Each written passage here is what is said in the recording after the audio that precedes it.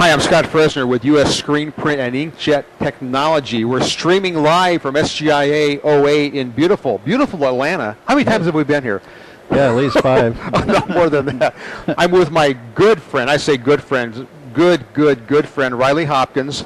And I've known Riley for, well, let's see, 30 years. Because I was just saying earlier, we met at the SGIA show in Hollywood, Florida in 1979. Yep. And we were 30 years younger then. I think we're aging okay. Don't you think so? Yeah, I think so. I mean, I still have the bail bond card from. Do you really? Mm-hmm. Yeah, that was a great time. Yeah. This is we're just going to have a little conversation with my friend Riley. Those of you that have been around the industry for very long as a screen printer, probably own our Hopkins press. How many presses did you make? Well, I've got a little over 20,000 in the field. Are you serious? Yeah. I'm blown away. I mean, we've talked about a lot and a lot of BS and stuff, but I've never ever heard that number. Yeah, no, it's over 20,000. I mean, you could probably walk this out. In fact, we were having a conversation earlier before we were taping, and somebody walked up and he says, "Oh yeah, I had a Hopkins." It was like, isn't it a given? People would just say, they just say it like that. "Oh, I had a Hopkins. I had a Hopkins." Yep. You know. Well, one of the nice parts about it is, for every machine that was sold, you know, at least one person, perhaps two, got a job. So that's nice. And I can't think of the number of businesses that have been started around screen printing, which is really kind of fun. Oh, sure. You know, yeah. And now you walk the show, they probably all have an automatic press. They've spent a lot of money with M&R. They've got the huge shop, and they probably have their Hopkins back in the corner. You know, well, it still works. You know, I've got stuff 35 years old, still making money, so I like that. I mean, all you would have would be maybe a bushing would go out, maybe the nylon bolts. Yeah, and all those sacrificial parts are exactly that. You know, just so the good stuff didn't wear out. The tires, you know. Yeah, this kind of thing. No, it's pretty funny how that stuff goes and goes and goes. Now, Riley has a dark past, a secret past. Well, I'm going to say this was going to be. I'm going to say at one time, but are you still race car driving? Yeah, I am. You know, I don't think I knew that. You were a Formula One. No, Formula Atlantic. U.S. What's champion. the difference? What's the difference? Well, about 50 miles an hour. Is that how they judge it? Yeah. Formula One cars do a little over 200. Formula Atlantics are about 155. Is that like the training? The Formula Atlantics, the trainings? No. Yeah. So at what point do you move up to the Formula One? More money? Yeah. More sponsor money? It's bankroll oriented. Is that what it is? Yeah. Currently, I'm in the sumo class. What does that mean? That means that I'm way too overweight to be serious about it. Yeah. Oh, really? Yeah. Oh, there's like a limit where they say you can't fit in the car? Well, it's not a limit. It just, you start running out of horsepower at the end of the straight. Oh, is that what that is? Yeah, you start pulling extra 40 pounds, it's not good. I never thought about that, really. Oh, yeah. That's why half the guys in Formula One are midgets. They're little small guys, huh? Yeah, jockeys. Well, when I met you, I had hair, big beard. Yeah. You had actually, you had quite a bit of hair then, too. Yeah, it's interesting the way fashions have gone. Yeah, I know. You still have a car, though, a race car. Yeah, I do. I mean, you are seriously still racing, or it's... Well, actually, I started a new business about 10 years ago. And I lost my screensaver here. That's all right. The rule in racing is if you can't afford to get hurt, you get hurt. So I put everything over to the sidelines and very painfully kept away from racing. But so where's the car? Where's the car? At my shop. Just sitting there? Yeah. You look at it and...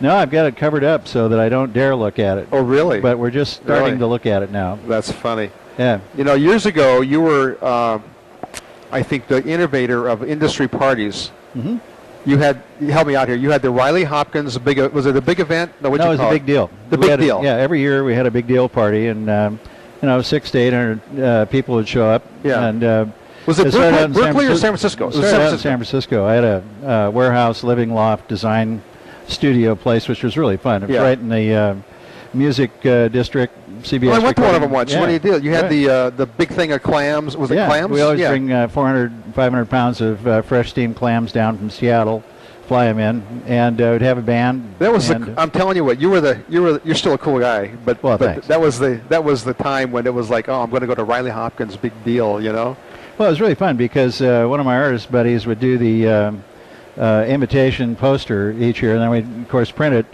And we'd use an all-arms down press and have like 6 lines of people coming in to print their shirt. Yeah. And, God, I've seen stuff that is actually rotted off people. That's funny. But I thought you were the artist.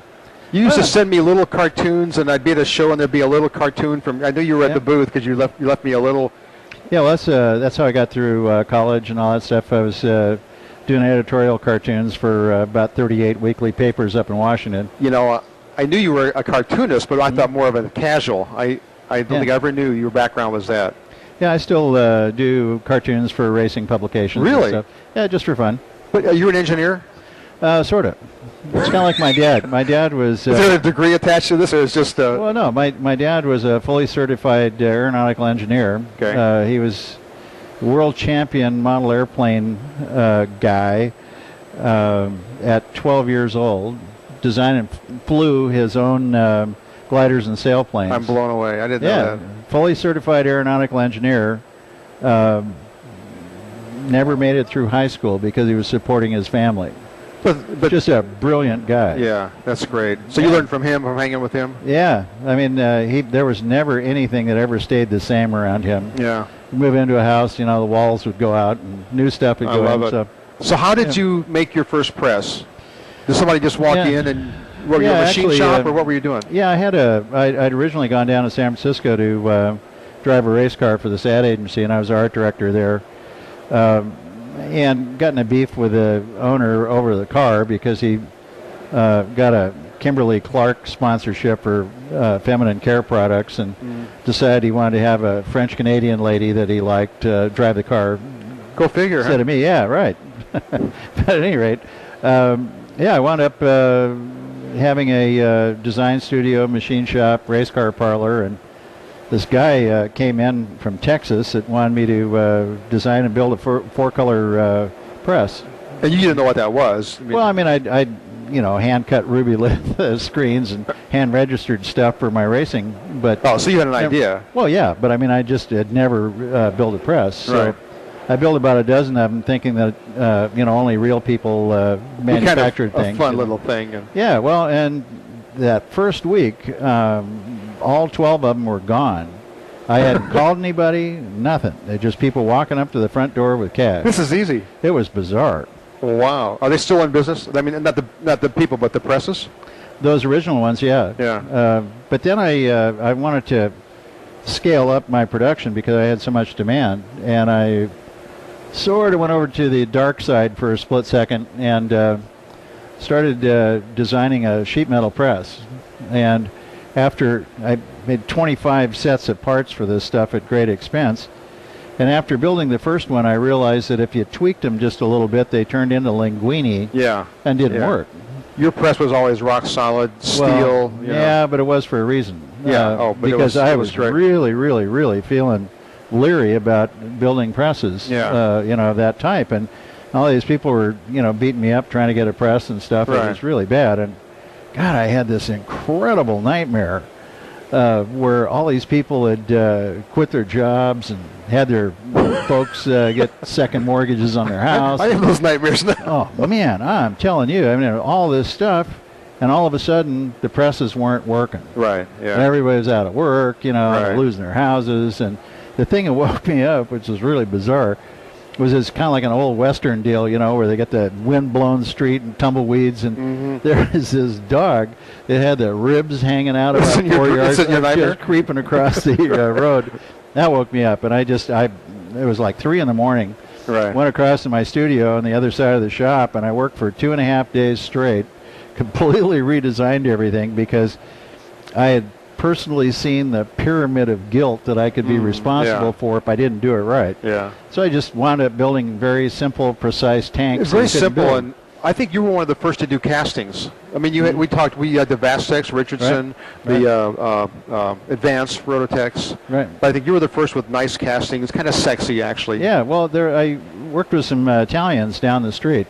Anything Italian, you just want to go up and, love and hug and polish. They really got a nice sense of feel to them. So we incorporated some of that into the castings, and it was a great look. Liked it a lot. So now your new press is the Riley Hopkins